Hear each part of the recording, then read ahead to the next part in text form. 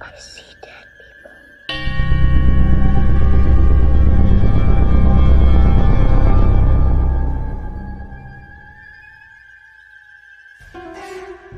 Welcome to Blondes and Booze.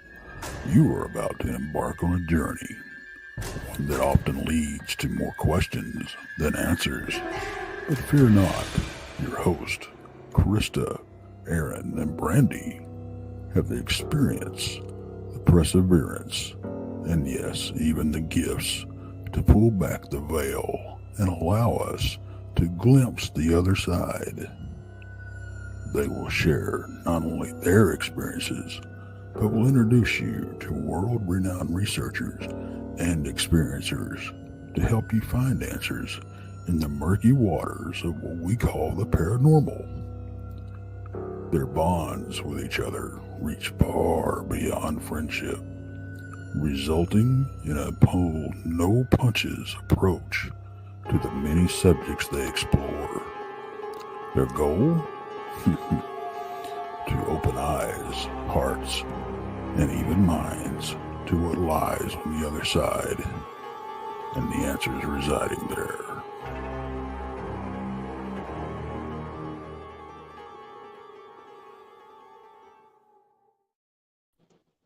Hey, welcome everybody.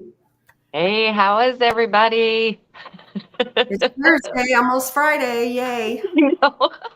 I can't wait. This week has been so tiring. I hear ya. I've had a busy week. I really have. And then my I have a gallbladder I'm getting ready to have removed, and it's been giving me heck this week. So it's been a busy week. Right. Yeah. Just to let everybody out there know that tomorrow night, Krista and I will be either traveling or in the field. So we do have a pre-recorded show tomorrow night, but we have Larry Joe Fisher on telling about some Bigfoot stories, and they're simply amazing. So make sure you check in and see what's going on there. Yeah, absolutely. And why don't you suggest people what to watch this week? Us. No, I'm just kidding.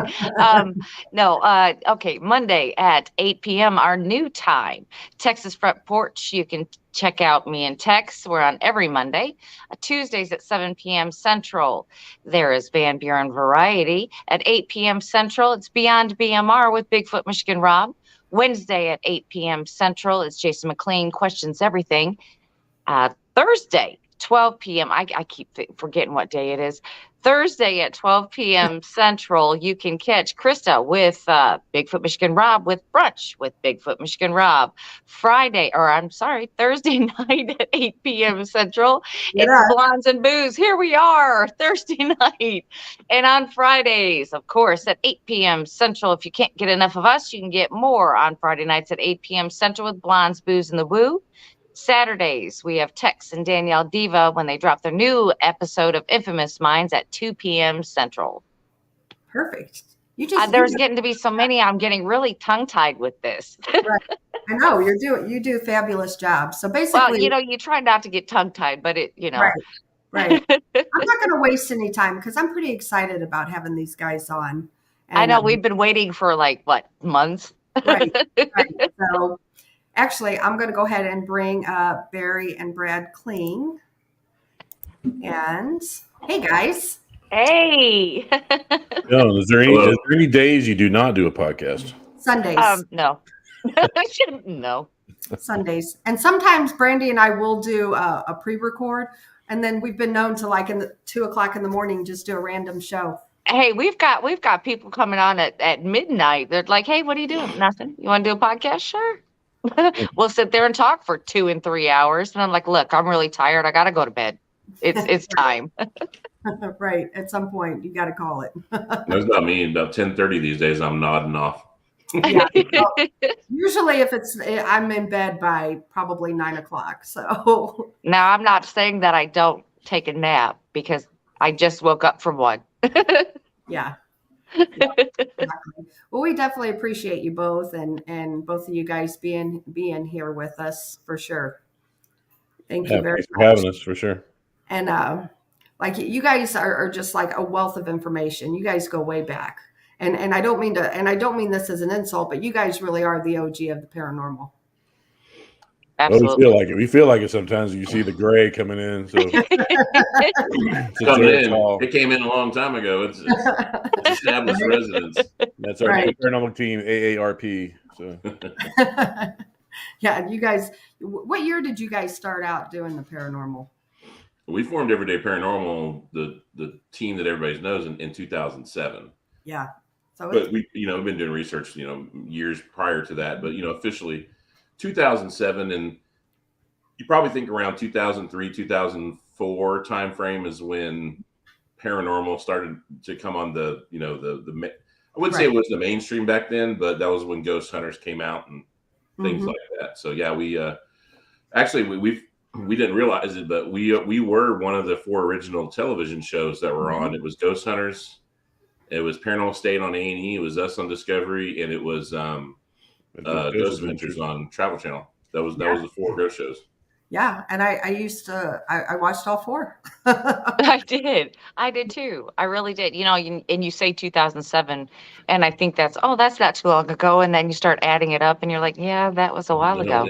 It's starting to push 20 years now. It's it's getting up there. Right. It's kind of like when your stories start out, 5 years ago. Now, well, 20 years ago, 30 years old now, and that's pretty scary, So, but yeah, we're excited to have you guys here. We talked to you guys at Unity this year at Robin Terry's place, and you guys were talking about an incredible story you guys had been working on. Are you still working on it? I'm still working on it. Yeah, we have a lot more information than we did back when we talked at the our theater, but yeah, we're still working on it. But we found out quite a bit of stuff. Quite a bit of stuff has happened since then, for sure. Can you go back to the very beginning? I want to hear it again. What you can tell or what you're willing to talk about. We can talk about a little bit more than we could at the R Theater, just because we've. I won't spoil it for people who haven't heard the story, so we'll start at the beginning. Yes. So, I don't know. Several months ago, Brad and I were talking about some different things we wanted to do in the paranormal. We kind of started this theme called Paranormal with a Purpose. Just why do we do this? Just that sort of thing, that thought process and brainstorming. And we've always thought it'd be cool to do like cold cases, murders, missing persons, things like that, to see if there's any paranormal claims at all that we could maybe catch, and maybe it goes towards the case, or it gives a clue, or gives a name or something. It was really just a shot in the dark. And so we put a Facebook ad out. Anybody out there have cases that they know of or have access to? And really only one guy wrote back, and he's from up in a town called Gilmer, Texas, which is about 50 miles from Shreveport, Louisiana. It's right on the Arkansas, Louisiana, Texas border, right there in the right corner of Texas. East Texas, piney woods, it's just hillbillies everywhere. It's just that East Texas feel. Big time oil places, a lot of money up there, actually. So we contacted him, and we started talking back and forth, and he said, hey, there's this case in my town. It's 31 years old. It's a missing persons case. This girl, back in 1992, she was a senior in high school. She worked in the local video store in the center of town, like the traditional Texas town square with the courthouse and all the businesses surrounding. She worked in a video store. And it was about 8 o'clock one night, and she was leaving, and she was going to deposit her check, which is right across the street from where she worked. Never seen again. She left, and nothing. Just never heard from, never seen, just gone. Like I said, it was back in 92. There was a lot of hearsay and finger pointing. There was a satanic family outside of town that did it. There was a sheriff that was supposedly did it. There's the video higher ups in town. Anyone who was anyone was basically a excuse me. Basically, kind of sounds like the Villisca Axe murder house. Everybody was a suspect. Pretty much. It was kind of a mob. It was kind of they wanted to find out where this girl went, and boyfriends were involved, and all this stuff. And there's a lot of crazy coincidences in this thing. And so we started diving into it. We started researching it and finding out tidbits, and it's available on. You can find it on Facebook. And her name is Kelly Day Wilson. Was her name? Yeah, and actually, it was. If you used to watch Dateline NBC, this was a Dateline NBC episode too. Oh wow. Back in early mid 2000s, 2008, 9 time frame probably. Hmm. So the story goes. So she went disappeared. She disappeared, and then that next morning, the mom was, hey, she never came home. Got a hold of the video manager. Video manager, I saw her leave. They found her car parked in front of the video store. It was actually in a different spot than when she arrived. So the car did move to a different spot in front of the store, and the tire was slashed, and her purse was inside the car. No car keys and no her. They actually found the guy that slashed the tires. He was a local guy, kind of a just a hoodlum and just a vandal, and they chalked it off as just coincidence. He just happened to slash that missing girl's tire that night. And that's kind of how it ended for a long time. There's a lot of the video store manager was involved in child pornography years later. He was convicted of it. There was these seedy rich people in town, lawyers and judges that were having these underage girl parties out at the deer lease. Just craziness. It's all movie type stuff. And so it's like we were thinking about going to the video store and doing an investigation. So, because our belief is just she didn't die there, possibly didn't die there. We can probably maybe find some residual voice she may have left or something like that. Yeah, because our deal is that like Barry said, just you don't have to die somewhere to cause a haunting. You could the energy could be high. If she was abducted there could be some sort of something that we could tap into. So that was the thought process. That was our first lead, and it was our only lead at the time. So we're like, hey, let's go up there for a weekend, give it a shot, and see what happens. But then, just right prior to us getting there, things changed for us, for the better for us. And that was back in October when we kind of started this whole thing. This past October. How old was she again? She was 17. 17. Wow, just a baby. Like the January 5th of 1992. I think I don't know her birthday. She was about to turn 18.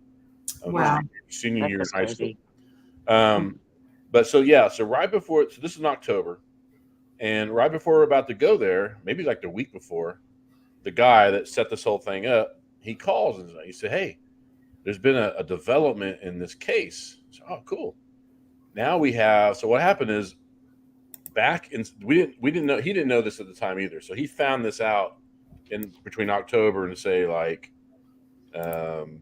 February, somewhere like that. Back in September, the month before we started this whole process, there was a tip. An anonymous tip came into the Gilmer Police Department, and it was a young girl. And she said, I have information, pretty good information, that my father was involved in that back in 1992. Now, this girl was born in 1993. She was born the year after this whole thing happened. Wow.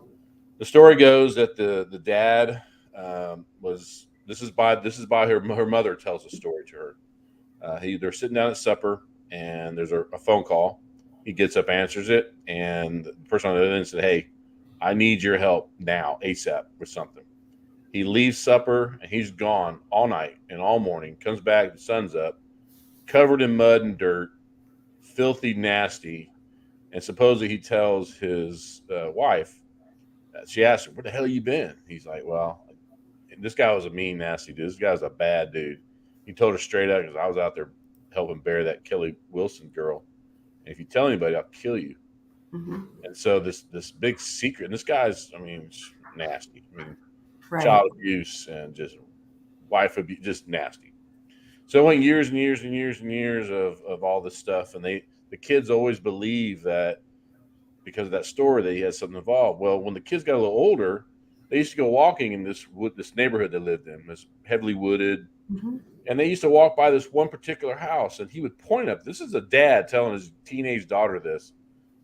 Hey, right up there is where I buried Kelly Wilson, on top of the hill right there by that white house. And the girl stuck with her for years and years. And this guy At first, she thought I was just joking, but knowing her dad, he was like, he's not joking. Wow. Well, that tip came into the Gilmer Police Department.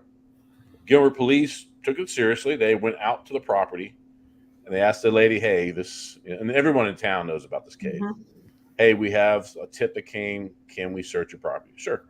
So they got 2 cadaver dogs. No, the people that own it now they just moved in the past couple of years, so they had nothing to do with this. They just happened to have the police show up at their door one day and say, "Hey, do you mind if we go out and dig in your yard for a possible body that might be out there?" Oh, that would freak me out for sure. Yeah. Mm-mm. The cadaver dogs show there's 2 of them, and the handler lets one go. It's about a 4-acre property.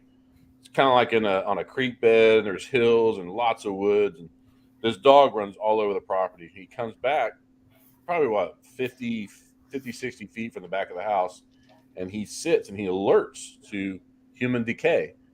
And so the handler said, all right, so he put that dog up. He got the second dog, let him run around. They ran all over the place. He also alerted at the same spot that the first dog alerted to. So then he got this probe, this big long metal probe, and he stuck it in the ground and pulled it out. And the dogs went crazy over that probe. They're trained on human decay only. That's all they do is find dead bodies. Puts the second dog up, they call the police. The police show up. It's kind of like Beverly Hillbilly tune in the background. We've got Barney Fife cops showing up. They don't know what they're doing. They call Farmer Brown down from the back 40. He shows up and they do Thanks for the vision. They didn't really dig. They kind of just moved dirt around. And they said, she's not here. We're out of here. And they were only there like 25 minutes, 30 minutes. They left. So we get access to this property. This girl, everyone there knows everybody.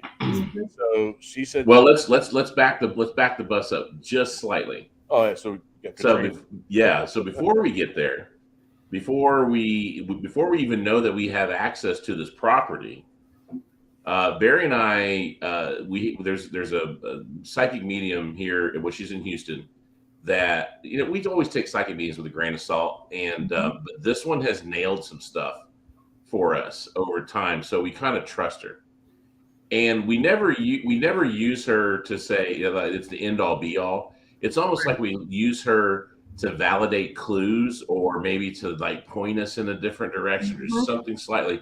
Well, anyway, Barry simply he sent her a picture of Kelly, and he said, just out of the blue one day, sent it to her and said, "Hey, can you look at this picture and tell me anything about it?" Well, it wasn't 15 minutes later. She didn't have time to Google anything. She didn't have time, nothing. Sure. And she had all these notes written down, which is the way she does it. And she wrote stuff down that was it was bizarre to us. It made no sense at the time. She said, I see a red vehicle. I see red dirt. I see metal. There's metal all around. I see Myrtle Beach, South Carolina, for some reason. And we're like, oh, okay, whatever. Yeah. So we stick that in our back pocket, and now we have the access, and now we go to. Yeah, and like I said, when we talked to the psychic, we didn't know about the property at the time. This came months later. So here we go. So we show up. It's me, Brad, and we have a girl named Lisa Hatman. She's on our team. She's on our investigators team. Brad's probably future son-in-law, Troy, and we're going to try to find something. And so we get there, we meet the family, and they're having some stuff in their house as well. The lady who owns the property has seen some things in her house and whatever. So we actually set up a camera, several cameras in their house, and we actually went. This is how we investigate in Texas. We set up cameras and we went out to lunch or dinner. So we went to eat. And we left the thing running for which is what I'm doing. That's why the camera goes off every now and then, because I'm eating my hamburger. Feel free to eat it, Brad. Seriously, that's fine. So we set the cameras up and went to dinner. We came back a couple hours. It's dark now. We went straight to where we're going to start with the dogs hit. So I mean that's the logical place to start. Right. And when we got there, we noticed it's like this clay red dirt. I mean, everywhere. The entire place is red dirt. So that's whatever. Coincidence, no big deal. Talking to the lady, she had some stuff about her mother, and we're talking about where she's from. Well, she's from Myrtle Beach, South Carolina. And we're like, huh. Wow. And look at a driveway, and there's a red vehicle. There's a red vehicle she drives. There's just several other things. Just Well, the metal part kind of metal. I goes. see metal in the ground. We actually bought a metal detector with us, and we went there. There's all sorts of pieces of like old metal from an old shed or something everywhere. She called that. So all these things are like ding, ding, ding, ding, ding, ding. It's like, it's Right. weird. So, all right, let's get investigating. So we went down to where the dogs were, and there's this big tree right there. We put up a REM pod. Mm-hmm. We don't always use REM pod. It's like, hey, we're out in the middle of nowhere. Right. No power, no nothing like that. Static's not going to happen out in the middle of the woods. Yeah, and it Right. was Right. It was cold. It was chilly that night, wasn't it? Pretty chilly. It was brisk. It was a little humid. Yeah, it was kind of chilly. Put it out there, and we started asking questions like everybody else does. Hey, Kelly, it's Brad and Barry, Klinge Brothers, we're here, blah, blah, blah, blah, blah. And Brad goes, hey, if you're here, go ahead and light that thing up. It just goes off. Wow. All right. So I said, and it's still going. It will not turn off. I said, okay, Kelly, turn it off. It went off. All right. Wow. Pretty cool. We start talking some more. Brad does it again. Hey, hey, if you're here again, look, turn that thing on. It goes on. And it stays on until I say, all right, Kelly, that's enough. Turn it off. It go off. It did that 3 times. Okay, just something to notate. Hey, some correlation. We got some questions asked. Coincidence? I don't know. But the creme de la creme was there's a chicken coop right there next to the where we're investigating, and the owner has this duck inside there, and this duck starts going like someone's strangling the duck. I mean, whack, whack, will not shut up. Loud. And this did it all of us. He wasn't doing it all night. Just did it at this moment in time. So it wasn't because we were there, because we were there the whole time. Just all of a sudden, he started going nuts. And so I say, just jokingly, I said, all right, Kelly, you messing with that duck, and that REM pod goes off. And I said, all right, Kelly, you know the drill. Turn it off. It goes off. About 2 seconds later, we caught a voice of what we think is a teenage girl, very sarcastic, says, I'm literally 5 feet away from you. Mm-hmm. I mean, just as clear as I just said, I'm literally 5 feet away from you. And it was like real, like smart ass, like, listen, dumbasses, I'm literally 5 feet away from you. You can't see me. And we caught that on playback. We didn't hear it at the time. We went back to the hotel that night. We were going over our audio sessions. That was within 15 minutes of being there. That was our first audio session that we were doing. And we're like, holy cow. I'd say, and it sounds like a teenage girl. It's a 17-year-old girl would say. It sounded close. I mean, it sounded like she was 5 feet away from us. Right. So we looked around. We actually went over a video because we filmed everything. Yeah. We checked the video. We do have Lisa. She never said anything like that. We double checked everything. That it all matched up, and nobody said that. We don't know where that voice came from. The owner was in the house. She wasn't even out there with us. And so we're left to believe, hey, we possibly got the voice of Kelly Day Wilson at the same spot where the dog shit. Now, a lot of paranormal investigators would end there. They would be like, we got this voice. It sounds like it. We're going to come to the conclusion that it's just here. Right. But remember, it's paranormal with a purpose. So we have to act like, regular, criminal investigators at this point to say, okay, this is a clue. This is saying that, hey, the dog's pointed right here. Paranormally, the psychic seemed to be right. And we got a voice that sounds like we're in Gilmer, and it's a small town. People really don't move away. In fact, all these characters in the case still live there, still live in and around the area. Wow. So the next day after this happens, we go to the video store, which is our original destination anyway. That's where we were going to go. And it's now, the video store is now art studio, like arts, where you take your husband or wife and they do like a painting date and stuff like that. Yeah. Yes. I've never done it, and I never will. It's too foo-foo for me. But really, really nice place. Now, it's divided into, it's a little bit different configuration, obviously, than it was a video store, but it's the same. It's the same building. We go in there, and we actually, so we're talking with the guy who set us up on this thing, and we're like, we wish that we could talk to someone or let someone listen to this that knew her, that they can identify maybe that, because we think it sounds like a smart ass teenager. We had no idea what she sounded like. Right. Her best friend happens to still live in town, and they knew her and they got a hold of her, and she came down to the video store that night. Wow.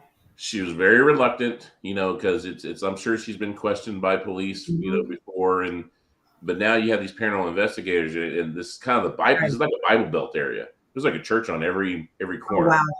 So I think everyone's just kind of like, who are these guys? Like, what's going on? We assured her that we're not kooks or anything like that, and we sat her down and we let her listen to this video. We told her the whole story about how we got it. And when she listened to it, she was rendered speechless. Like, her eyes started to water, and she looked at her. She brought another friend who knew Kelly as well, and they're talking to each other like, that sounds like her. Like, in disbelief, like that's her. It's like, how did you get her voice? And so again, for almost like eyewitness accounts, as an investigator. Check that box that someone that has now identified the voice that we got as possibly Kelly Wilson. So now we have this, all this, and now what do we do with it? And that's the question. But also we got the third friend who actually, at the time that she actually disappeared, she had a friend, I think, that got pregnant or something. Her parents kicked her out of the house. She moved in with Kelly. She was living with Kelly. Wow. At her parents' house when she disappeared. This girl knew her like a sister. She was very, very reluctant to come, but she got on the phone with us. That's right. We played it over the phone. I mean, it's not the best quality without having the earphones on, but yeah. And she also said that it does sound like her. And this girl lived with her for months before she disappeared. So 3 people that knew her, all 3 of them. So not without a doubt, but they said it sounds very, very similar to her. And so we're like, okay, so we maybe caught her voice. We maybe got ID that is her voice. So during the day, we'll back up a little bit because the story has so many turns and things. Before we went to the video store, we set up shop in a local park there, and we wanted people to come in, and we were interviewing people. And one of the people that came in was he was a police officer. He was a Gilmer, who the chief of police actually sent him there to talk to us. This guy was nervous Nelly. He was sweating, bullets, shaking, talking to us. Wow. And the only thing he kept saying, we kept asking questions, and he was almost like it was a public service announcement. If anybody has any information, please call 1-800 Crime Stoppers. It's like, dude, I could have said that myself.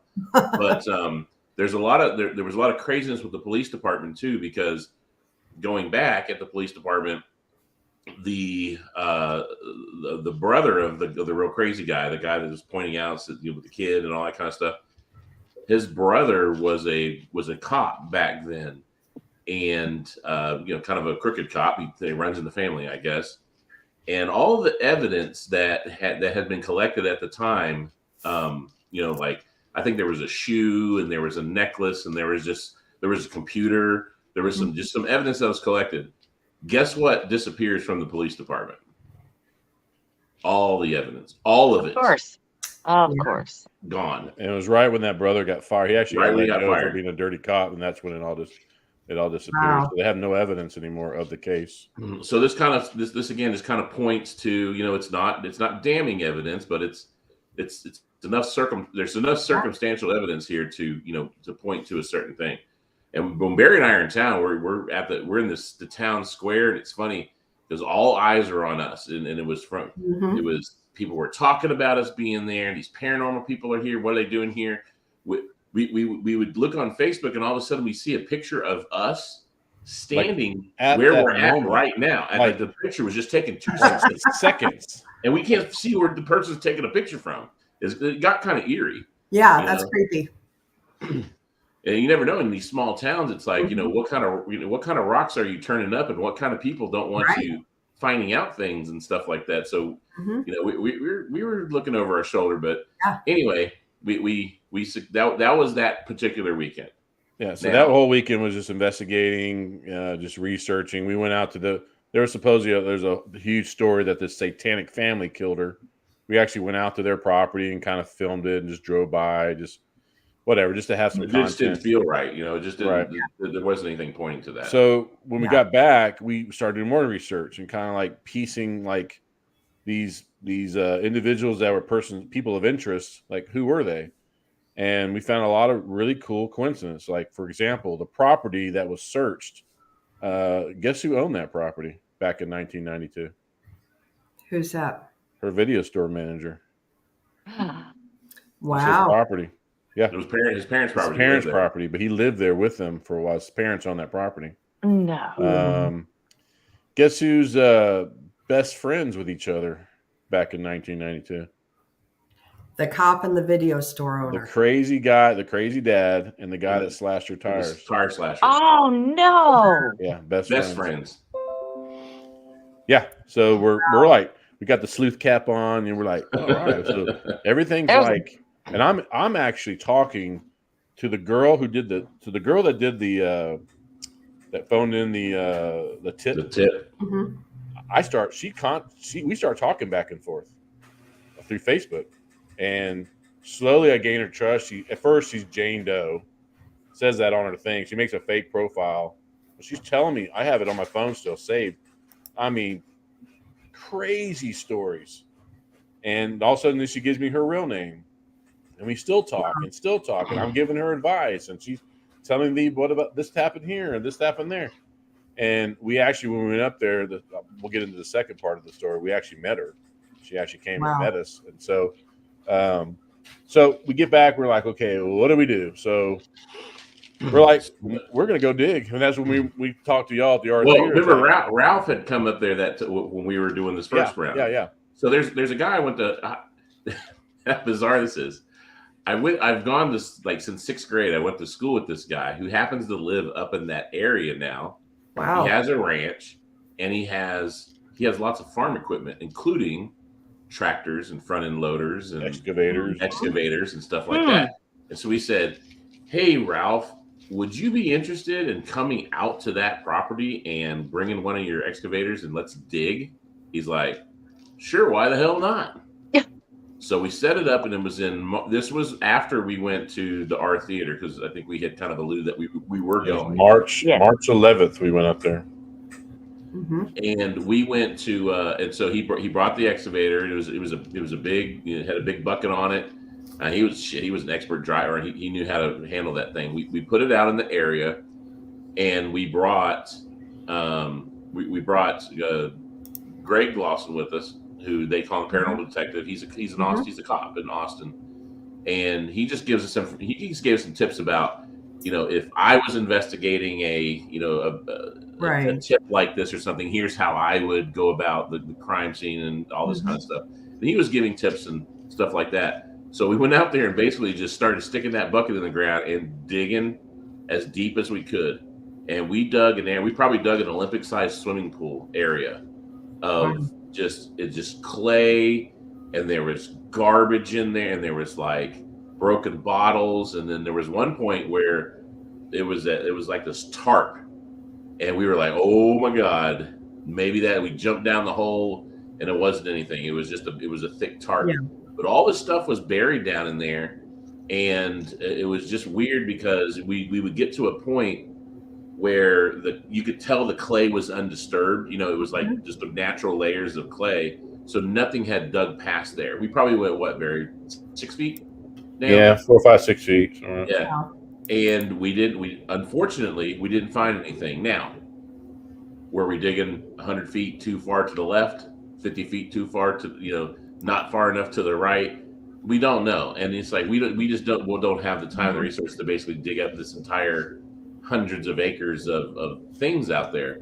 But we did, we went out there and just gave it a shot to dig. We didn't find anything. But crazy story is that so while we're digging, you ever watch the show Beyond Oak Island? Yep. Yes. The Curse of Oak Island. Yeah. Yeah. Well, the Curse of Oak Island, there's also a show called Beyond Oak Island. Oh, I didn't know that. Yeah, I've seen it's the the same bird. guys. It's the same guys that do the show, but they like go to different treasure hunters and they whatever. And there's a girl that's on the show. Her name's Gypsy Jules. She's a metal detector. She happened to be there. No, she happens to live. She happens to live near there. Oh my Yeah. gosh. She wow. came by, and so now we have a metal detector going out, professional metal detector going out and looking at different things and all this kind of stuff. So we involved her. So now that we didn't find anything, it was kind of a blessing, because now maybe we can find some more clues through like professional metal detectors who can find oddities and things that we can maybe go back and dig in different areas. If there's some psychics out there who have different, opinions or something. There's a psychic that actually works with her, and she'll actually direct her, like, all right, go 15 steps this way. Okay. And she'll tell her like where to go. And this Gypsy Jules, I mean, she's pretty level-headed. Nothing really phases her. She's not a whack job or anything. She says that she's actually found some things. Wow. And she started to get into like missing persons, cold case murders, things like that. And so she has access. I don't think she's been back since, but the case is continuing. It'll be. Huh? Oh, my wife's bug. She'll be continuing to metal detect and let us know if she finds anything. Wow. So that's where we're at right now. We've gone up there and dug. We couldn't find anything. We were hoping. We were hoping. In fact, going with all this evidence that we had, we just knew going up there. I know we probably are overconfident. Was she sneaking behind you with the? Yeah, she's like, can I come It in was here? a ghost. Yeah. It was a shadow person. We just knew that we were gonna like drop a body out of that excavator. We just knew it. And needless to say, it was a letdown. It was just, it took the wind out of our sails. That it did. We didn't find anything. Big time. And so we have to, on cases like this, you have to go back and you have to regather your thoughts and look at different things and have different approaches. While we're there, after we dug, we did some more paranormal investigating around that site. We didn't catch anything. The REM pod kind of acted a little bit, but no voices. No voices, no EVP, nothing really. I don't know. I really think she's there. I just think that the stories and the we in fact talked to Greg. He said in the law enforcement field, if you have that many coincidences, that's evidence. Right. That's actually the real deal. That's not, you don't have 10 coincidences. Yeah. Terry Mosby just commented in this. I was just going to ask you guys, that's weird about that. The dogs alerted there. They are hardly ever wrong. And it's maybe not, and I don't know a whole lot about cadaver dogs, but maybe she was there at some point. That's another thing we thought. This was 30 years ago. So who's to say that someone didn't come along and dig her up at some point in time and take her somewhere else? Yeah. Now, and then what we've also were told that when the roots of trees get near these dead bodies, that decay goes up the trees, so the dogs can actually hit the scent on a tree sometimes. And one of the dogs was like baying at the tree. His paws are up on the tree, and he was looking up the tree, barking. The guy said the vegetation can grow. Now going back on Terry Mosby's question about our answer about the dogs, I did a lot of research on dogs afterwards, and I actually talked to some people, and he said, actually, cadaver dogs, they miss more than they catch. Actually, really, a lot of people don't put a lot of people in that world, in that professional world that use them, don't put a lot of merit in them. They use them because it can give them a clue or a place to start. But a lot of times you'll have dogs hit several places and nothing ever turns up. But then you have dogs that hit right on the spot and there's a dead body. It just But who's to say that some part of the scent isn't still there or something? And that's what. But that's all we had to go on. We just had to go on the two dogs. So we wanted to get dog. In fact, we were going to get some dogs to come back. The local fire department had cadaver dogs that we just couldn't match up on that weekend. So we wanted them to come back. We were so ready to find a body. We had the FBI on standby. Wow. Like we knew someone who was attached to this whole, that was part of the FBI, and we said the minute we see a bone, the digging stops and the FBI comes in. We were ready for that, and Yeah. nothing. Yeah. War Criminal 7 says the dog is only as good as their handlers, and he is in the This was guy, in the this law the handler enforcement. did tell the owner, they did say this, that she asked him how accurate they were, and his answer was, "My dogs are 99.9% accurate." That's what that's pretty Wow. accurate. He Yeah. said, they have to be accurate for me to make a living. That's what he does, makes a living on. So I don't know. I wasn't there. I don't know those dogs. Mhm. Like I said, but for both of them hitting the same spot, Right. I don't know. But like I said, it could be 25 feet over to the right. We just, Yeah. and we dug a couple other little spots just to see what was there, but we couldn't dig this whole person's property up, but the time and the money and the effort and all that. So we'll probably go back. I'd like to keep it open, and the case is still open. There's some other things like this person's that was turned in by the daughter. She gave the police his computer, and he has a lot of bad stuff on his computer already that she's actually seen. So maybe something will come about that, and they'll have maybe a way to get him to go and be questioned. Nobody knows who this guy is.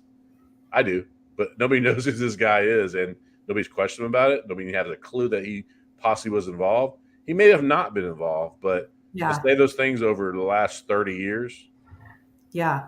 And that's why we're not naming names or not doing anything like that, because they're still out there. They're still well, that he's on Facebook. There's a possibility that what he was saying is just not true either. He's just narcissistic and crazy and whatever else. So we have to be careful in that. But these are all the things that we're going off of.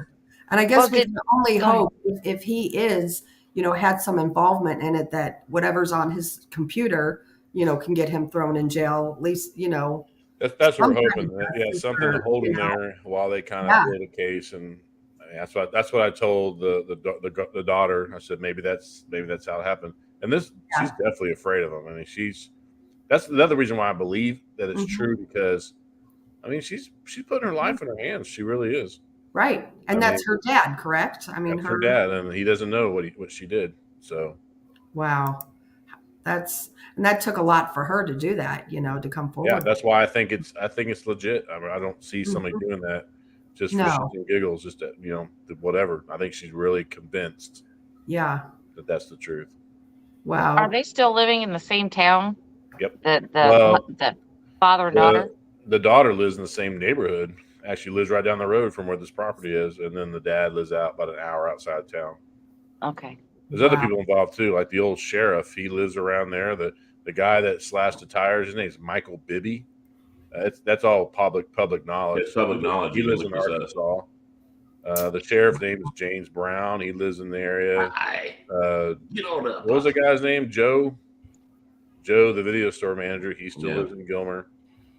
There's a podcast that happened. It was going on right at the first time we were there. I forget what it's called, but it's a huge. It's about this entire case. Wow. And that's how this whole thing kind of like got rebooted over the last couple of years. This guy had a podcast, and it really just stirred up a lot of conversation and pointing fingers again and mentioning names. And there's actually a Facebook called Justice for Kelly. You can look it up. It has, write that down. Everybody talks about it. You can join it and join in on the stuff, but it's kind of craziness. There's a private investigator that the mother hired. She lives in town, and she's another kind of a drama type. It's a lot of just crazy drama. But her mom's still alive. In fact, we were there the day after the anniversary of her disappearance. So she disappeared on January 5th, 1991, and we were there January 6th. Now that's when we were there the first time investigating. Was January 6th. Her mom was just there in town for a vigil. They do a vigil every year. Her mom lives in Louisiana. I think her dad's alive too, but we really, we really like to find it, because I could give the mom some closure. And you think your daughter's been gone for 30-something years, so you something. Plus, if you did find her, she's the only really living DNA. I don't think she had a brother. I think she was the only child. Man. So the clock is ticking for sure on this case. And it's just Wow. it's the things that we've learned. And people have been using psychics for a long time for cold cases. That's not a new thing.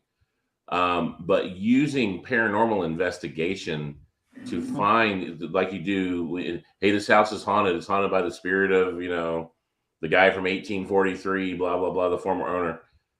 Same thing. If we think that a place might be haunted just because of the traumatic activity or what happened, and we can get that evidence, that's kind of what we're going for, in conjunction with a psychic giving us a clue or just kind of confirming things. And we, years before, when we're all of our investigation, we did Ghost Lab. We got really good at audio, and we got really good at the software and looking at frequencies and learning all about that kind of stuff. And we were contacted by some local police department here one time for a murder case where they had the woman who supposedly murdered her husband. Well, the police thought she did, and they wanted to bust her. And what would happen is that she would call into the police department, and she was all depressed. Oh, hi, so yes, I'm doing okay. I'm getting along. And the police say, please hold. And they put her on hold, like hold music, but they'd still be recording her and listening to her. And then she was on hold. She's laughing and talking to someone. She's at a bar. And when they come on, she gets all depressed again and all that kind of stuff. The voices that she was talking about when she was on hold, they couldn't discern. So they gave it to us because the music was so loud you couldn't hear it. We were good with audio that we actually drowned out the music and got what she was saying, and it sounded like she was kind of incriminating herself. Gave that to her, and they used that to convict her. Oh wow! And so the things that you learn from paranormal investigation, and the things that may not be a ghost that you're looking for, but there's these real life, things that you can use it for. Yeah. And so, we're taking all that, and that's where this whole paranormal with a purpose thing come from. And this is just, this is one case, and we find another case, we'll start doing the same thing. And it's just something that we actually enjoy doing now. Not only is it, kind of interesting to play it's funny because people's real lives are involved. It's a real teenager went missing, how tragic a story that is. But now it's like that clue game, who did it, and but for finding what paranormal means, it's right up our alley. So hopefully other things come from it. Lisa just texted me, if you want to listen to that whole story, like they talk about the people involved, the whole story. It's called Devil's Town is the name of the podcast. Devil's Town. Wow. Yeah, I'm gonna check into that. It's about Gilmer and Kelly Day Wilson. Yeah, because we were so interested and taken with when we saw you in February and you were talking about this story, and you just can't believe that all these people were involved one way or another, whether slashing their tire, being her boss, being the dad, they're all involved. But who's really, who's really to blame? Right. And like I said, we can't point fingers, because like I said, they're still there, and there is. I mean, we even said there's literally danger. I mean, what if this dude found out what we're doing? I mean, I don't know what he's capable of. It possibly could. I mean, we're out there, we're doing this, but we have to be. When you do things like that, you have to be open about it, because if you want more information from people, that's how they know that you're doing this. That's how they know to contact you. That's how this girl knew to contact the police, because all this stuff that was going on, the podcast and all that kind of stuff, it got her to come out and speak. And you know what, if I remember correctly, at Perry Unity, you guys played that EVP for us. We did. And it was Class A EVP, if you ask me. Yeah, it was. Yeah, it was. I mean, I think you have to with this. You can hear it just over the computer. I think you can hear it. But we put it over the phone for the friend, and she heard it just fine. It's like how good it was if you can hear it over the phone. And it was funny when Brad, we're sitting at literally, We're sitting at this little table in the hotel room. Hotel room. Yeah. He's got a chair on that side. I got a chair on this side. I got my computer open. He has his computer, and we're taking different audio sessions. And I was sitting there, all of a sudden, I see Brad's face over my screen. Doop! Like his eyes lit up. He's like, I said, what do you got? It was like we're just slapping high five and dancing around the hotel room, like 3 o'clock in the morning. It's like we got it. I mean, holy crap, we got the smoking gun right there. Right. But, and yeah, that's so what I like. I mean, like it's like she's reaching out to you guys. Yes, in a smart ass teenage way, but we all know how teenage girls are. Yeah. So that was just I don't know. I just find that pretty incredible. That EDP actually put the homeowner was on the fence about the whole thing. Like, is she really there? She was kind of skeptical about it. When we found that EDP, 1,000%, she's like, she's here. That EDP is what put her over the fence. She was so convinced. Just a kind of a side story. I know that I think Lisa is actually listening. We talked about Lisa Hatman on our team. She said that I think it was a couple of weeks later. She lives in Houston. She was, and I know she's listening. I'm going to butcher the story, but well, hold on, Brad. Hold on, just 1 second though. We're coming up on the 52-minute mark. We're going to have to take our break. Okay. But I want to continue this after we come back. We have about 1 minute left. Stay tuned for the rest of the story. Yeah, I don't want you to get started on a story and we can't stop because I hate that. All right. In the meantime, while we have 1 minute left, we'll go ahead and put this here up. Your event. You want to talk about that? Yeah, like you said on the banner there, Shadows of Rockford. We're going to Rockford, Illinois. We're going to go to the Tinker Swiss Cottage. We're going to go to the Memorial Hall right there in Rockford. It's a two-night event. The ticket right there, you got the silver package, which is really just vendors and speakers. Myself, Brad, Richard Estep, Dana Strickland is going to be there. She's a psychic medium. We'll all be just talking about different things. And that's a $20 package. And then you have the gold package. That's $99. You'll get all that I just mentioned, the speakers, the vendor. And that Saturday night, you'll actually investigate the Memorial Hall. Platinum, $159. You're going to get all that I just talked about. Plus, the night before, full investigation of Swiss Tinker Cottage. We're going to have a pizza dinner. We'll be doing like a Q&A, things like that Friday night. So, yeah, get your tickets. That Platinum is probably the better deal if you want it all. But if you can't afford all that, we know times are hard.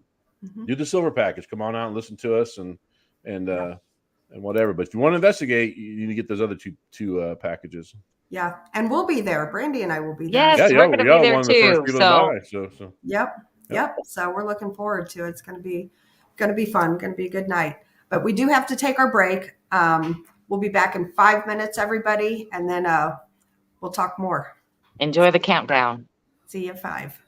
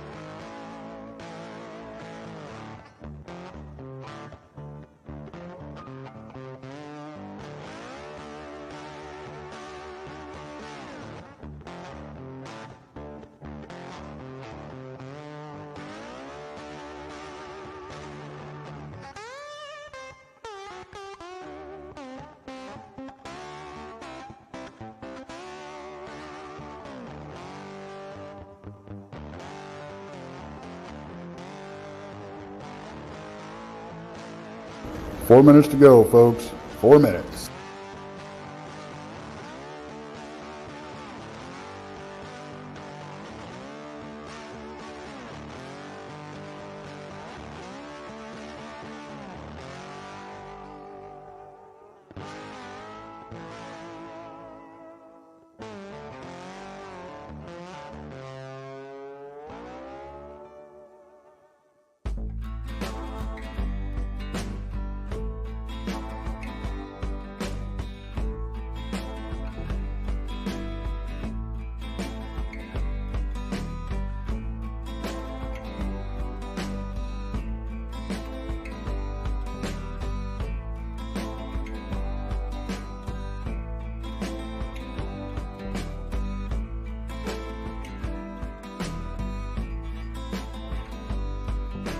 3 minutes. We're almost there.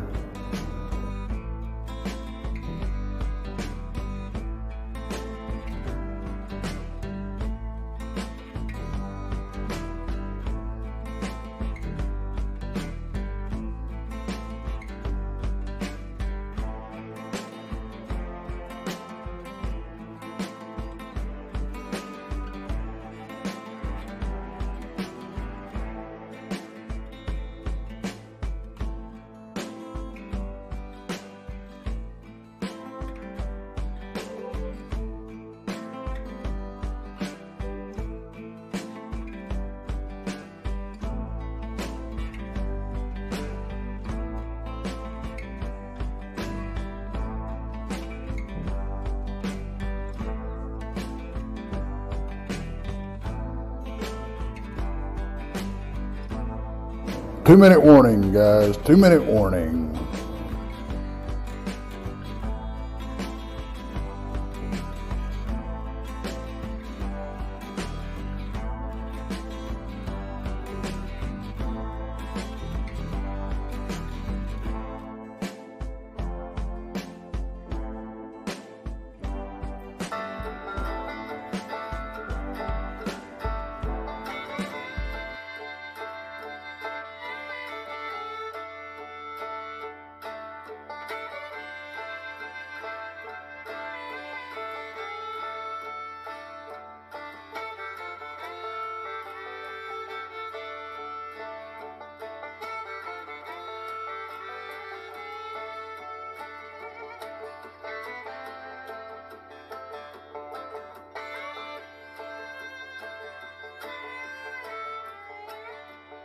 One minute.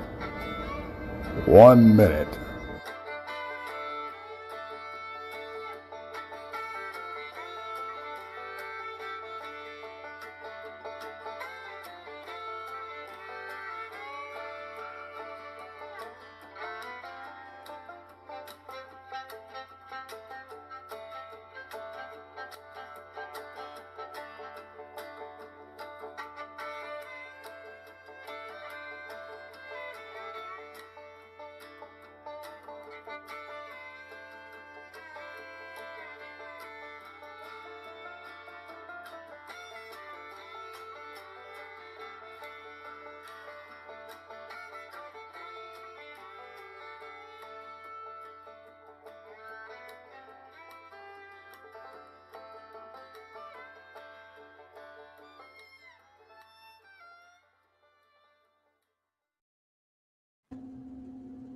Everybody, welcome back. We have Brad and Barry Kling, and we're talking a little bit of murder and ghosts, the whole 9 yards. And before we move on, Be Kind has a comment to you guys.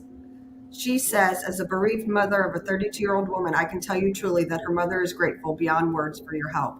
And, I have to commend you guys for that, too, for bringing closure to this family, because, I couldn't imagine, and then not having, some sort of closure, or that, at least it's open again, or, people are looking into it, that somebody cares, Yeah, and I have a daughter. I have 3 daughters and a son, but my daughter this year, she's 17. She's a senior in high school. She's the same exact age, and I just cannot imagine, No. what that family would have. She was there digging with us. Yeah, and she was there with us helping dig too. Yeah. Yeah. Wow. I think that's fantastic. It gives me goosebumps thinking about it, because I just couldn't imagine. And I've made it clear many times, one thing I can't stand is people who hurt children, old people, or animals. So Absolutely. Well, it's not over yet. We're still at it. We're still gotta try to solve it. So it might take a while. yeah, but you know what? You guys are doing it for the right reasons, and I totally commend you both for that. Okay, we got to get on with the story. No. Okay. I've been fidgety for 5 minutes. Now, like I said, now I'm probably butchered this. So Lisa, who was with us, and she's part of our team. She was with us on both of these investigations. Mm-hmm. This was sometime after the first investigation, before the second, where we went up there and dug. She randomly was at somebody's house, and there is some psychic some lady that she happens to know, and she's a psychic. She walked into her house, And this woman, this psychic, has no idea what Lisa's been doing. Lisa hasn't been talking about any of this, and she just starts getting on her case about this young girl who followed her in her house, and this young girl, she's describing this basically this teenage girl who has followed her into the house and is trying to get all this attention, and said that she's attached to her from somewhere where she was, and blah blah blah. And so we have to think that it's like, is this if this is true, if this is accurate, is this Kelly who is basically attached to us, trying to say something, get attention, or whatever the case may be?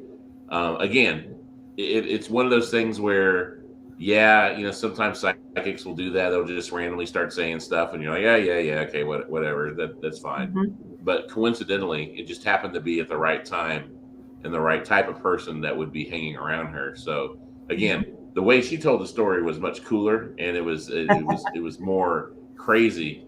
But it's just one of those things that keep happening as a part of the story. Wow. It just continues. Part of our life now. Yeah. Right. Wow, that's pretty incredible. You guys have done, like, I've listened to podcasts that you guys have done in the past too, and stuff. And the one that sticks out to me is the John Wilkes Booth, because there was a lot of seemed like a lot of coincidence, a lot of interesting things in that one too. So you guys have really, like, maybe your calling should have been in law enforcement. Yeah, my wife and I watch all the true crime stuff, so we're really into like the solving the crimes, and which is kind of bad. You watch those shows with your wife; it's like she's getting ideas how to get rid of you and not get caught. But my wife loves those. She loves those shows like Dateline and those missing person shows and stuff like that. People mistake me for a cop anyway for some reason. I don't know why. Just either a coach or a cop. I get that confused with that.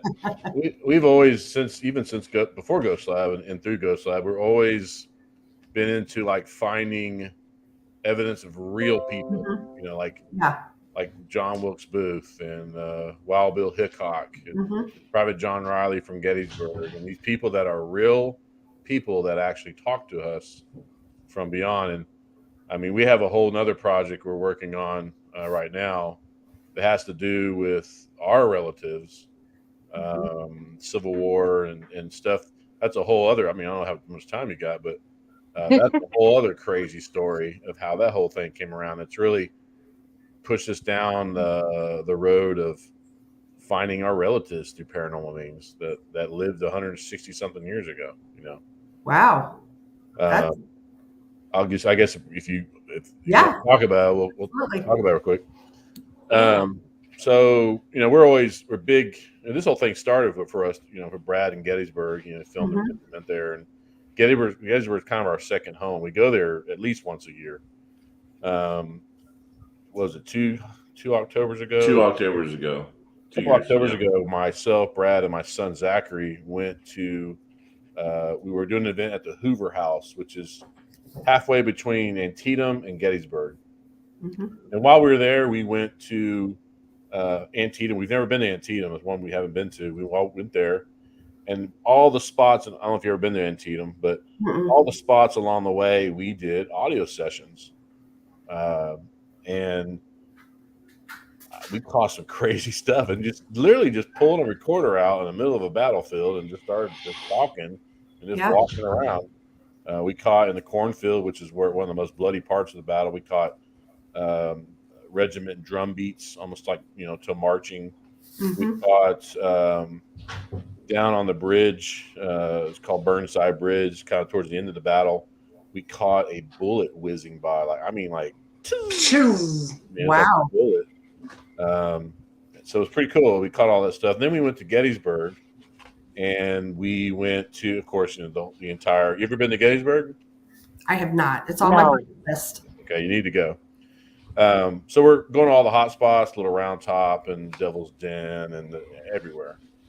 And we're actually at Pickett's Charge, actually at Devil's Den, first stop, and it's Devil's Den's these giant boulders. It looks like something like a outer space. Like they do not belong there. They don't belong there. It looks like, but it's just a rock outcropping. But they've been there for forever. That they were there during the battle, and the Confederates kind of held that ground, shooting up at Little Round Top. Well, I had a recorder, and there's all these large cracks in the rock. I stuck my hand down the crack, and I was like, "Hey, any soldiers here?" And I said, "Any Confederate soldiers here?"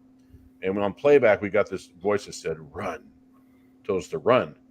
Wow, that was pretty cool. So we went to the last part of the tour of the day. We went to Pickett's Charge, which is the field that Brad filmed that regiment on. And we're sitting there in the middle of this field. We look around. The sun's almost down. It's getting dark. Mm-hmm. And we look around. We are the only 3 people on the entire battlefield. I mean, there's nobody for miles around us. And we just have the recorder, and we're just walking around, just talking and just commenting on things. And at one point, we were walking back. There's this wood line, and when you yell into it, you can hear the echo. It's a really cool echo effect. Mm-hmm. I was just goofing around. I was, fire! There's all these cannons and stuff. And so we get back to the hotel, and the first one we caught was Run. We go to Pickett's Charge, and we capture Brad listens to it. He said, "Man, were there some coyotes out there or something?" He's like, "I didn't hear any coyotes. I mean, I hunt a lot. We're always in the woods in Texas, and I didn't hear any coyotes or anything like that." He said, "Oh, well, check this out." And I listened to this. It sounded like a bunch of yapping dogs. And I gave it to my son. My son's got very good hearing. He goes, "That's not dogs. That's voices." We caught the rebel yell on audio. It is the rebel yell. And that rebel yell, especially at Pickett's Charge, was said a lot. Was screamed a lot across that field. So that was cool. And then when we were walking back and I said fire, instantly you hear, I mean, a cannon goes off on command. When I said fire. Yeah. This stuff happens all the time at Gettysburg. It doesn't shock me, the things that you find in Gettysburg. Well, we've caught other things there. We've caught gunshots, but this is my son's with me. He's been. In fact, he was on one of the episodes of Ghost Lab as a little kid. He was the ghost feet, and they had to use some feet B-roll. It was him. But just that walking around, so we're like, this is really cool. So we left. We have a friend of ours up in Chicago. Her name's Michelle, and we were kind of getting into our family history. Just not part of the paranormal. Just want to find out who's what and where and whatever. Well, she started working on it on my mom's side. It goes back to a James A. Gorham, and it goes back to an Eldridge Gorham, and they were brothers. They're from Georgia. They both fought for the Confederacy. One was the 17th Georgia Regiment, and one was the 20th Georgia Regiment. 2 different regiments, but they fought in the same brigade. These brothers fought at every major battle there was: Antietam, Gettysburg, Chickamauga, all the Wilderness, Spotsylvania, all the big battles. They were together, and we're like, "Oh, cool." And we do a little more research, and we find out the J.A. Gorham is our great-great-great-grandfather. I think 4th great-grandfather. And his brother Eldridge is our great-great-great-great-uncle. We do a little more digging in like the regiments and where they were and all that. Well, Eldridge was older than my grandfather. He was at Antietam. Guess where he was at Antietam? He was at Burnside Bridge, where we caught the bullet. The bullet whizzing by. Oh my God! Uncle, and where the bullet came from, where we thought it came, was from the hill on the other side of the bridge. That's where all the Confederates were firing back on the bridge to keep the Union from taking the bridge. Now it's crazy. Now our grandfather himself. This is our direct line grandfather. It's not just some. This is a direct line grandfather. Was one of the Confederates who actually fought on Devil's Den. We didn't know at the time. Could our own grandfather be telling us, his great-great-grandchildren, to run? Wow. Him and his brother's regiment they captured Devil's Den from the Union, and they were there the rest of the battle for Gettysburg, and then left. And that's my grandfather's very first battle was Gettysburg. He enlisted 2 months before. Wow. Very first battle action was at Gettysburg. Wow. And so it leaves there, and then it goes, and so Brad and I were like, man, are we getting in touch with our relatives? I mean, it's kind of a far-fetched thing. It's just really cool to think that, my grandfather tells us to run. The bullet was by. Does it come from my uncle's gun? It's just far-fetched. So we said, okay, that last summer, me and Brad, my wife, and Troy, we took this huge trip to Virginia, and we're going to go to all the battles that they were at. I mean, like, stand in the same spot where they stood. We got the Rangers at all the battlefields. They got those secret maps out from behind the desk, and So basically, it's down the 20th and exactly the where they were. 17th. The 20th and the 17th Georgia is everything we looked for, and we went everywhere the 20th and 17th Georgia did. We stood literally on the spots of everywhere, and we did recordings, and we did all this kind of stuff to try to find, could we contact? Were they trying to contact us again? Could we contact if we went to the same exact place? We got some really interesting things. One of the things that we got, was it at Wilderness where I was on the phone? Was that Wilderness? That was Wilderness, yeah. Yeah. So we're at the Wilderness Battleground, and I have a doctor's appointment back home, but it's one of those phone, where you can have the appointment on the phone. Right. And I was hoping I'd had service because we were out in the middle of nowhere. And Barry and a guy who up there, his name's Robert. He was kind of our tour guide, and he took us to different places up there. He and Barry were, 700, 800 yards ahead of me.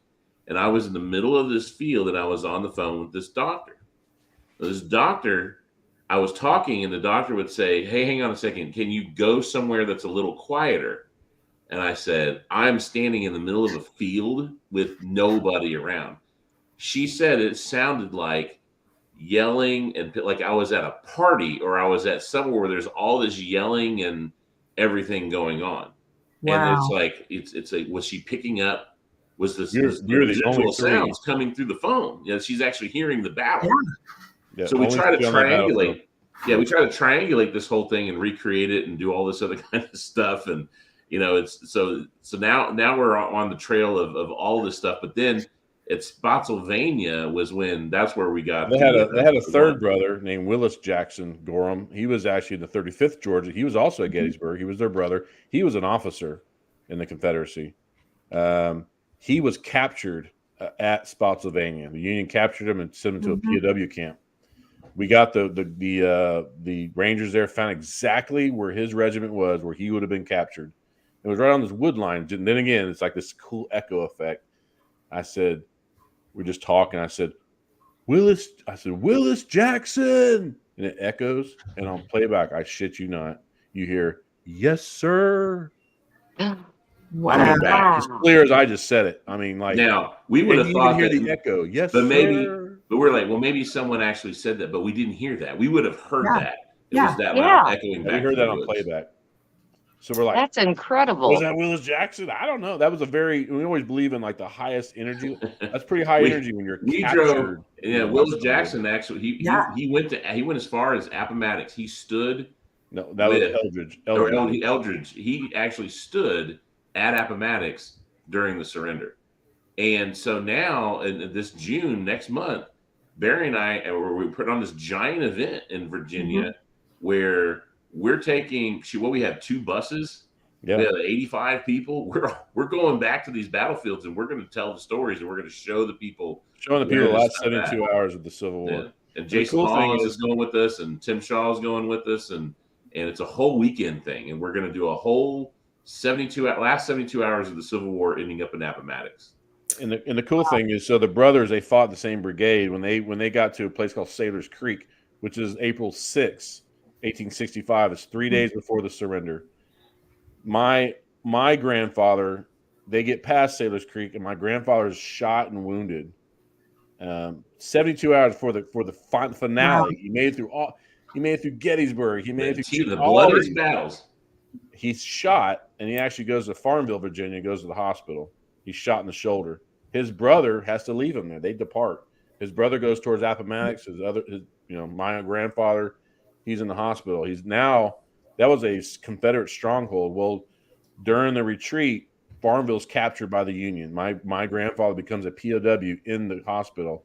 He dies like 7 days after the Appomattox surrender, and his brother Eldridge is on the parole list at Appomattox. He gets to go home. So it's like this movie. They made it together this whole way.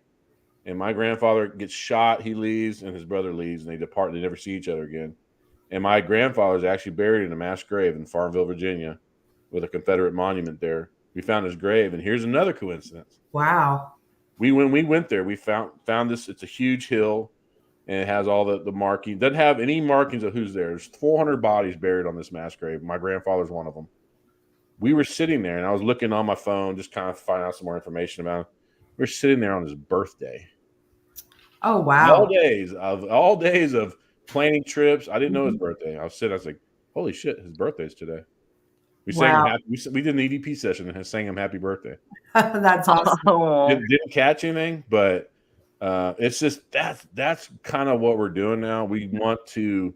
It's paranormal with a purpose. We want to find, we're like this Virginia thing we're doing. I mean, it'd be really cool if we can get more information or more EVPs or I really like to And talk. as you can tell, it's longer projects. Obviously, it's not. Yeah. Hey, we go on investigation this weekend and then we get to we never go back. These are year, 2, 3, 4 year long projects that we are just continually doing. well, it sounds like a book to me.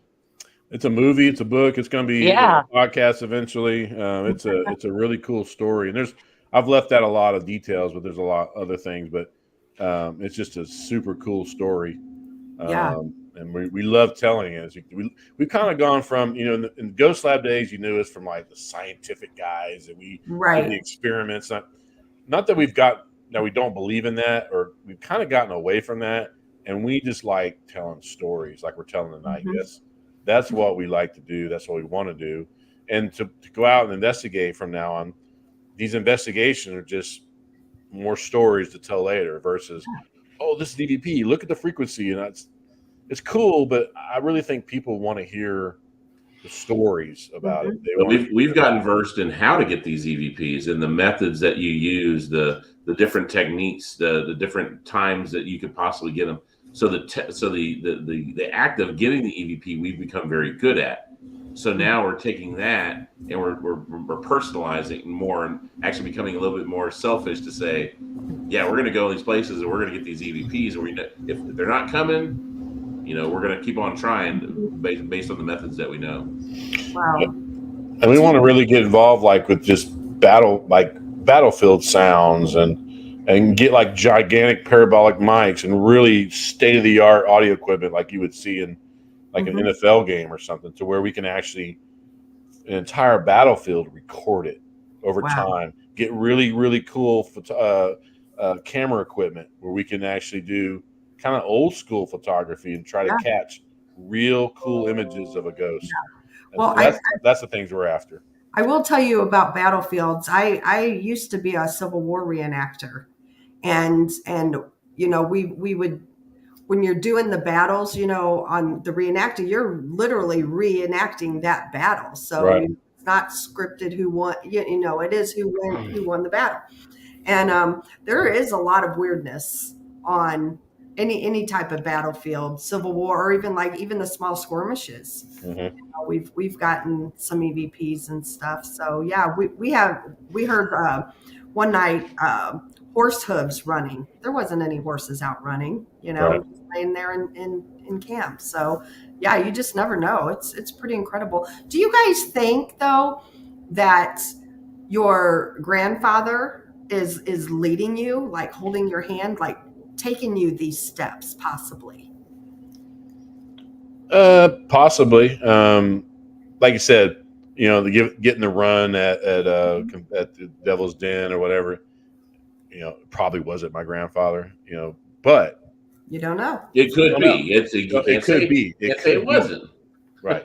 Can't say it wasn't, but you can't say it was, but you can't say it wasn't. Yeah. So yeah, I really think, and like what's cool about that whole thing, we didn't know that family history while we're there. We were just collecting evidence and this is cool. But then when you tie in, they're like, holy crap, we literally walked his footsteps that they went. Yeah. That's where they were. There we go. Yeah. That was the same exact spot. So I personally, and we had been to Gettysburg many times before that and didn't know this. So it's like, yeah. I personally do not believe in coincidence. I believe everything happens for a reason. There's a purpose to it. And I don't feel like your coincidences were really coincidence. I feel like you were led, by somebody. Yeah, we actually, when we went back this past summer and going to all the different places, we caught other EVPs that we went to a place, I forget the name of the battle. It's part of the 7 days battles. and it's this gigantic, huge The creek ravine, that you got to yeah. walk down to it. And we were just walking. I held the recorder and didn't say a word. We're just walking down the trail, and you hear this guy go, "Cool, cool water." I mean, just like that. Wow. We're like, we're in the middle of the woods. I mean, it's like, Right. and my grandfather and his brother were there. They were there in that battle. But it's like everywhere we went, we caught something, at least something tangible that we could take back. But Wow. it really sparked a fire, lit a fire in us, and that's why we're going back for this. I can't wait for this event. We have a couple of spots. There's a couple of spots available. If someone did want to go, they would have to contact us. Like, It's like literally 2 or 3. Email us or something like Spots that. on the bus. I literally have 2 55-passenger buses on Saturday. Friday's a big party. We're gonna have a party, and we're actually eating. It's gonna taste a lot better than it did in 1865. But we're having like period like stew and cornbread, and we're actually cooking it over an open fire. We have reenactors that are going to be there acting in character, almost like ghosts from the past. They're going to answer questions to people. We're having a gallery reading in the woods in this amphitheater. That night we're going to go on, or that next day we go on the actual bus tour. And then Saturday night we're going to a 180-year-old tavern. It was also part of the Civil War. And we're going to have a nice Southern dinner. And Jason Hall is going to speak that night at the dinner. And then we get to investigate the grounds there that night. But it's cool. It's a really cool event. This part of the one I'm most looking forward to is this event because it involves us. It has a personal story with us. Yeah. We're going to be your tour guides. So we'll play it up a little bit, but we'll have a lot of fun. But if you want to go, there's a couple tickets left, and you just have to email us or private message us on our Facebook or something like that if you're interested. I wish Virginia was closer. I know. I'm like, man, this sounds so good. I want to go. Airplanes now. Yeah. There are these things like airplanes. It's right up my alley, and I can't even go. Right. And we're going to do some more stuff. We're going to probably do it. We'll do another Gettysburg tour. We've done a couple of them there, bus tours. We take from day 1 battle all the way through day 3 battle and talk about all the key moments, talk about the ghost stories and things like that. Yeah. We investigate places in Gettysburg. So be looking for that. We'll have another one of those here shortly. But yeah, that's what we're doing. There's a whole other story too that we found family members as well. I don't want to take much time. So that's actually probably our first podcast. That's going to be we're actually working on a podcast right now. We did a pilot episode, and the pilot is the story that I was going to tell that we actually found the ghost turned out to be one of our relatives. One of our relatives that we didn't know about. Oh no. So all these relatives are coming out of the grave. Yeah, there's nothing to do with the Civil War, but it's Texas. Yeah, Texas. It's just Texas. Yeah. So, you guys just really stay busy and have a lot going on. We do. We both, I'm a teacher. Brad runs his own business. We work, 40, 50 hours on a regular job, but we probably put 40, 50 hours at least doing this. I'm at work calling him and doing this and talking to somebody about an event or planning things. So this is it's a full-time gig. We don't make hardly any money really at this. We make enough to pay for expenses. Yeah, make enough to pay for it. That's basically maybe to put a little bit of money to actually go to our next adventure or something like that. Our goal is to break even. Yeah. That's our goal. I think that's what Krista and I want to do is just break even. Exactly. But I do have a question. Now that you've gone into this Kelly Wilson case, are you thinking about picking up any more? Yeah, we'd love to pick up some more. I like to do like an actual a cold case of murder or something where like any case would be cool, but I like to try where they have the body, the body was murdered. Where they have the body. Yeah, just trying to find who did it, that sort of thing. Yeah, any kind of cold case we love to do. But we want people to kind of bring it to us. I mean, we can go out and search these things, but we would much rather do something that has a little bit more of a personal, touch to somebody, and that's what we'd be after. Yeah, it makes total sense to me. I have this here. Why don't you guys talk about that? This one's going to be fun. They're all fun. We're involved, but this Lone Star Parent Con is right in our backyard. I am sitting probably half a mile, half a mile from where this is going to be, here in our hometown, Shirts, Texas. And it's, it says Paracon. People have been to Paracons before, but what we're going to do with this one is we have a lot of people coming that are, some of them aren't very well known, some of them aren't known at all, but they offer some of the coolest stories you've ever heard. In the realm of not only ghosts but UFOs and the occult and all that kind of stuff. And this is not until January. Yeah. But we have what's called the VIP. What we're doing in the VIP is the night before is we're going to take, and it's what we're taking. We only got we're selling 40 VIP tickets. We've already sold over 20. Over 20. Wow. And that's not till January. We're taking people again. Here we go. This 56 passenger bus. We're going to downtown San Antonio. We're going to treat you to a authentic Mexican buffet on the Riverwalk. Wow. We're going to take a riverboat tour downtown. We're going to get on a bus and we're going to take you to all the haunted locations that we know of, that we've personally investigated, and we have stories. Very cool. There's also like an old haunted. There's a mansion downtown that we have access to that we're actually going to take people in, and they can run some audio recorders and do whatever.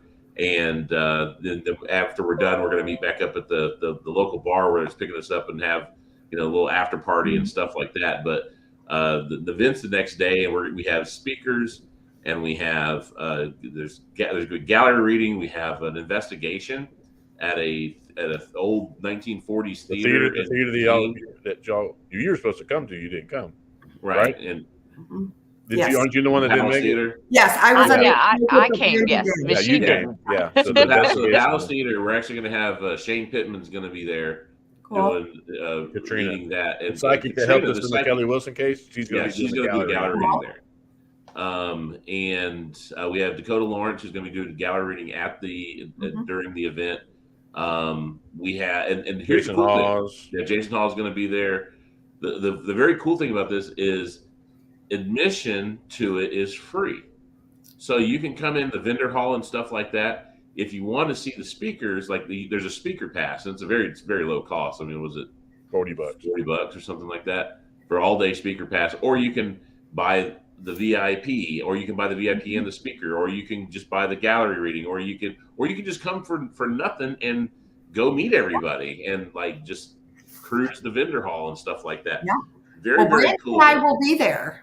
Yeah, I was gonna say, guess who's gonna be there? Yeah, y'all gonna be vendors there, y'all. Yeah. I want to say one of the first people that bought vending spot there. Yeah, we will be there. So we're that's looking forward to a that. very fun event. That's January 26th, 6th and 27th. 27th. Yeah, right here, Shirts, Texas, which is just right outside of San Antonio.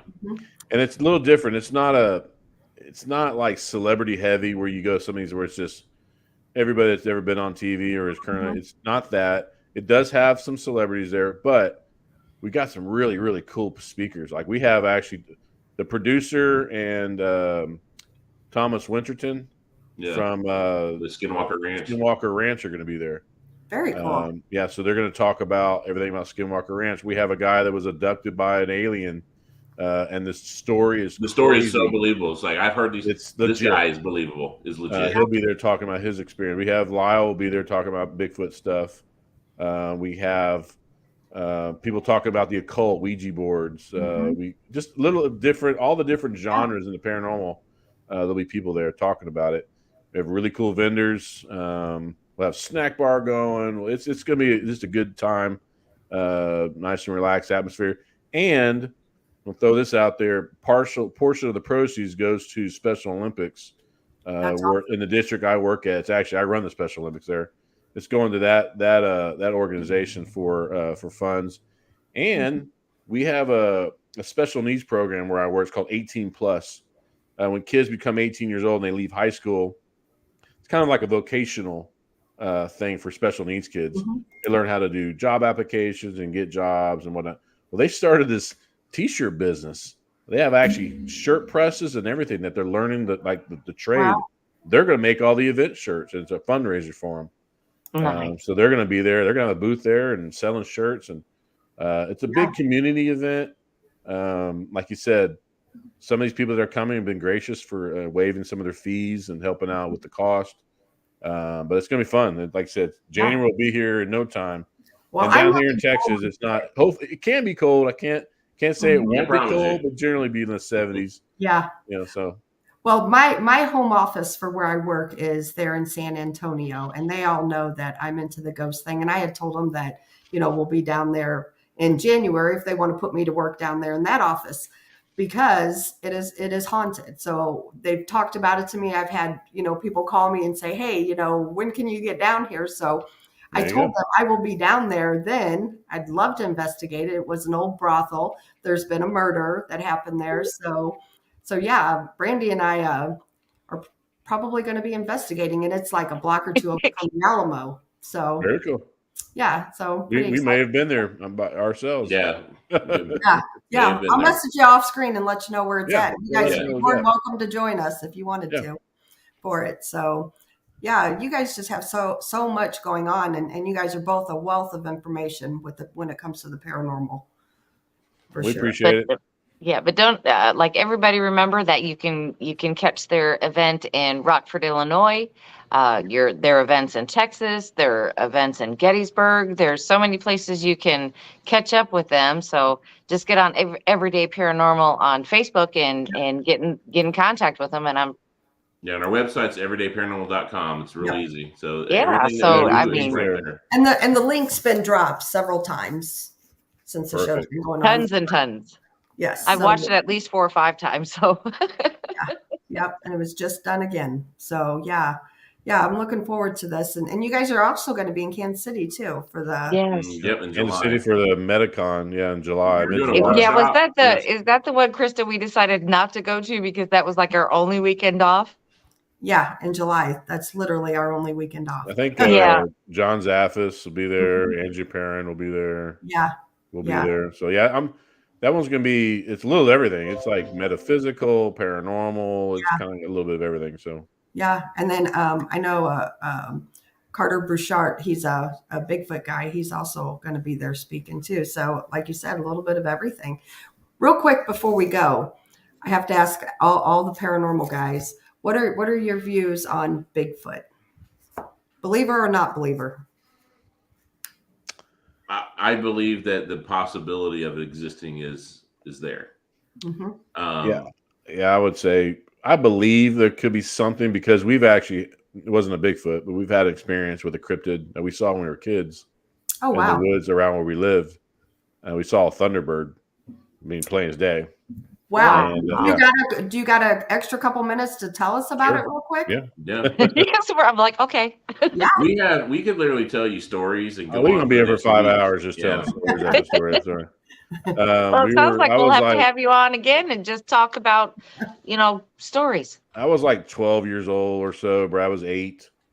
We were down. There's a wooded area kind of over here by my house, and it's called the Pits, is what we called it back in the day. We were down there riding our bikes Creek and bed, messing around. basically. There was a rope swing down there. We were just playing around, and we were there with some of my friends, and they left. They drove off. We were still there, kind of messing around, playing around, and all of a sudden you hear this like this squawk, and we're like, "What the hell was that?" And we're like looking around. It's echoing kind of through the woods, and when you look down where we're at, there's a road, and you can see the creek. There's a dry creek bed down there. It's called Cibolo Creek, and you can see a clear shot of it. It's like white rock, and you hear this screaming again. We're like kind of hunkering down, like, what is that? And I kid you not, this bird that looked like a pterodactyl. If growing up and you're reading in the dinosaur books in school or whatever, he's like, that's a pterodactyl. Like 20-foot wingspan. That's a pterodactyl. Skin, it was purple. Hammerhead. Right. Yeah, the pointy back head with a pointy beak, web wings, huge wingspan. And it just comes sailing right down that creek bed, almost like it was kind of like at an angle where we could see its back and the whole back of it and the back of its head. Just squawking coming down that creek. And then he was in our view for about 3-4 seconds. And then he kind of disappeared behind some trees. Here we are, little kids, and we looked at each other like, got on our bikes, and we're like, I mean, just hauling ass out. I mean, just what was that? We were freaked out. I mean, we were scared to death. That it was going to follow us or something. Yeah, like to pick us up, and we were the next Yeah, I meal or mean, something. But we got home and we're like, what did we just see? I know what I saw. I mean, I know what I saw. But a radio report or a news report or something reported that right there, kind of where we were, there's Highway 35 is right there. There's a big overpass, and some trucker was coming across the bridge there, and he said he saw it. He said he described it exactly like we described it. And so it wasn't just us that saw it. These two little kids. There was we didn't know it was called maybe a Thunderbird until we started talking to like Ken Gerhardt, actually. But after we had a TV, this is only 15 years ago now. When we told him our story, and he's like, "Well, that sounds like a Thunderbird. They're seen around this area," and he showed us the pictures and all that, the drawings. It's like, that's exactly what we saw. And so, knowing that we've seen something like that, the idea of Bigfoot, something could be out there. I mean, they find new species of marine life every day, that they never knew existed. So, right. I would just think, though, I mean, I guess is the question everybody asks in the Bigfoot. I just think it's over the years that this has been going on, this phenomenon that a dead one would show up, or something tangible would be there versus not just like a little hair that turns into a bear hair, or it's like literally someone shot one, or they get up thermal in a helicopter, and if they're that big, you're going to see something. I don't know. Every picture's blurry or ducking behind something, or I don't know. It's the mystery that makes people keep looking for him, but.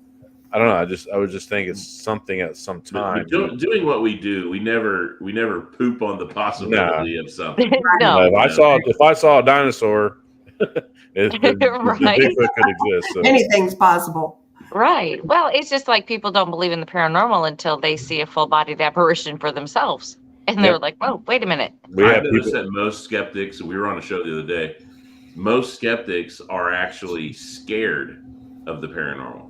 And when you get to talking to them, they're like, "Oh, I would never do that. I would never go into that house alone." It's like, well, if you don't believe in it, why are you scared of it? Right. Yeah. So I don't think they're really skeptic. I think that they don't want to believe. We've witnessed many a person like have their first experience, like at our event or an event we're at or something. Or when we're filming Ghost Lab. Or even our crew on Ghost Lab, they were all pretty much, this is all bullshit. I'm just here for a job. Yeah. And they have an experience, and they're like, holy crap, this stuff is real. Yeah. So, right. Yeah. It's an eye opener for sure. Yeah, it definitely is. Well, we appreciate you guys. Seriously. We're at an hour and 37 minutes. But thank you guys so much for doing this for us. No problem. We appreciate you having us. Yeah, it was definitely a good show. And I like your format. A lot of podcasts you go on, it's like, what's the scariest place you've ever been? You're like, Oh, no. Where are you? Like, those questions. Yeah, I hate but it's a double-edged sword, because if you let us talk, we'll just keep on going. Well, I like this. I like the story aspect. Well, you guys are great, though, because I've heard you speak several times, and you both keep my interest for sure. Well, it's funny. Our speeches, every time we do like a talk, we never rehearse it. We never write anything down. We don't know what we're going to talk about until 10 minutes before we get it. Literally we literally get up and this is what we're going to talk about, and that's what we do. Yeah. Well, we didn't even know what we were talking about until, I don't know, 2 minutes before the show tonight. So, are y'all going to be at the Michigan Paracon? No, not this year. No, Not this year. We'll be there this year. Yeah. We're probably going to talk about a little more in depth on the whole grandfather Civil War thing. Oh, That's I'm awesome. gonna miss it. Well, I'll have to catch a podcast, I guess. Yep. Yeah, for sure. Yep. Once again, I appreciate you guys. And Brandy and I will see you in July and then again in January. For sure. Yep. Yes. All right. Good night, everybody. And tune in tomorrow night. We have Larry Joe Fisher telling some Bigfoot stories.